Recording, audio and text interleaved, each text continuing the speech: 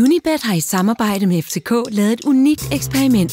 Hvor langt kan man rykke et typisk seriehold under de optimale betingelser i forhold til træning, teknik, kost og taktik? Det har vi tænkt os at undersøge. Velkommen til eksperimentet. I sidste afsnit. Drengenes hold er blevet udvalgt til eksperimentet. Det er jer, der er gået videre. Og som det første har holdet været ude og tage en fysisk test, for at kunne sammenligne sig med de professionelle fodboldspillere. Siden sidst har drengene spillet mod Stefan Boldklub, som endte med et fantastisk resultat. Drengene er igen blevet inviteret ind i parken, denne gang ned i omklædningsrummet, hvor de skal høre lidt om kostplanlægning som professionel fodboldspiller i FCK.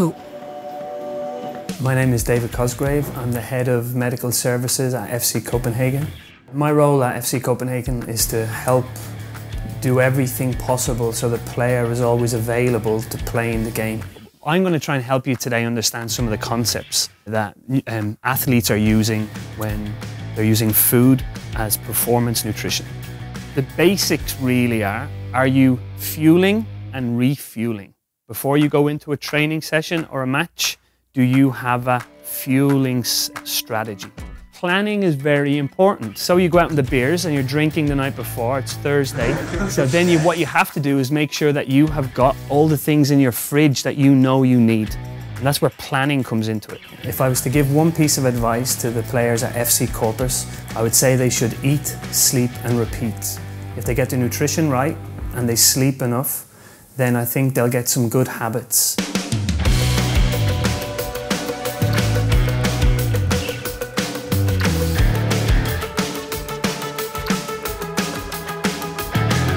A 24-hour professional, he needs to be able to plan. This food is emotional, and it's here, but it's also here to support you if you want to be if you want to get the most out of your career in football.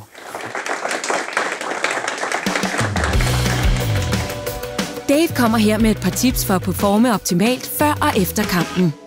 Udover drengenes kostplanlægning, kan deres træning også forbedres. Derfor skal de ud på FCK's træningsanlæg, nummer 10, hvor de skal møde FCK's fysiske træner, Anders Storskov, til en rigtig professionel fodboldtræning. Goddag, de her. Velkommen til. Anders Storskov. Jeg er fysisk træner. Har været i FC København siden sommeren 2000, så det er blevet til 19 år. I skal igennem en træning med fingerprint-øvelser. Øvelser, som Superligaen laver. Det skal I også lave. Så får I en tracking device fra Katapult, som kan måle, hvor højt I hopper, hvor hurtigt I accelererer, hvor mange meter I løber. Så I får en masse spændende data, I kan sammenligne jer med Sækker og Døje og de andre. Jeg er ret sikker på, at der er flere af jer, der løber mere end Døje gør i træning, vil jeg så sige. Men jeg skal høre, er der nogen af jer, der er målmænd? Har vi keeper med? Hverken Anders eller Hus der med, vores to målmænd. Har Erik handsker med så får I lige trylle nogle handsker frem. Han er sgu da der. Hold kæft, hvor dejligt, mand. I skal have sådan en vest på. Ikke tage vester, det er ikke Vestegnen. De grundprincipper, der ligger til grundlag for den fysiske træning i FC København, det er baseret på, at fodbold er en anaerob start-stop-aktivitet. Det vil sige, at det er ikke en udholdenhedssportsgren. Ganske let opvarmning. Så man bruger kun det ene ben som sådan. Til at starte med, så kører man bare lige op, trækker rundt. Lige op, trækker rundt. Så det er også sideløb her, og almindelig den vej. Okay? Og så går man bare lige så stille tilbage. Så lige op, trækker rundt. Lige op, trækker rundt. Og så er der altså kang, mand. Sådan der. Det er stærkt. Ej, jeg tror lige, jeg skal vise det igen her. Vi træner med højst mulig fart i de enkelte øvelser, uden mærkbar syre i muskulaturen. Kæft, der er hurtige fødder, mand. Det er dejligt, mand. Vi sørger for, at vores krop og motoriske system er frisk, så det kan arbejde så hurtigt som muligt til hver en tid. Godt spillet, drøn! Pause! Kommer ud og bliver mødt af en fysisk træner, der er et monster, der kører os igennem noget opvarmning og sådan lidt. Og det er noget helt andet, end vi har været vant til at lave hjemme i vores egne træninger. Kigger vi på tallene fra Vesten, kan vi tydeligt se, at der alligevel er et stykke for FC Corpus-drengene op til FCK-spillernes form. Alene på topfart er der gennemsnitligt over 4 km i timen til forskel mellem de professionelle og serieholdet på deres hurtigste spillere. Det er en stor oplevelse. Det er fedt at komme ud på FCK's træningsanlæg. Mærk græsset, det er en helt anden bane.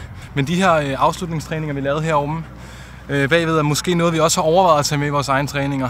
Så vi ligesom kan få trænet det her afslutning, fordi det er måske der, vi især mangler noget. Efter en hård træning får drengene lov til at slutte dagen af på en af FCK's stamrestauranter. Jeg hedder Kim. Jeg har Karma Sushi sammen med min partner Morten. Og nu er vi så heldige, så vi er FCK's foretrukne restaurant. Så vi har jo spillerne her hele tiden at spise, og så tænkte jeg, det var en sjov idé at invitere dem herned forbi og give dem en middag, så de også kunne få lov at smage noget af det mad, som spillerne fra FCK spiste.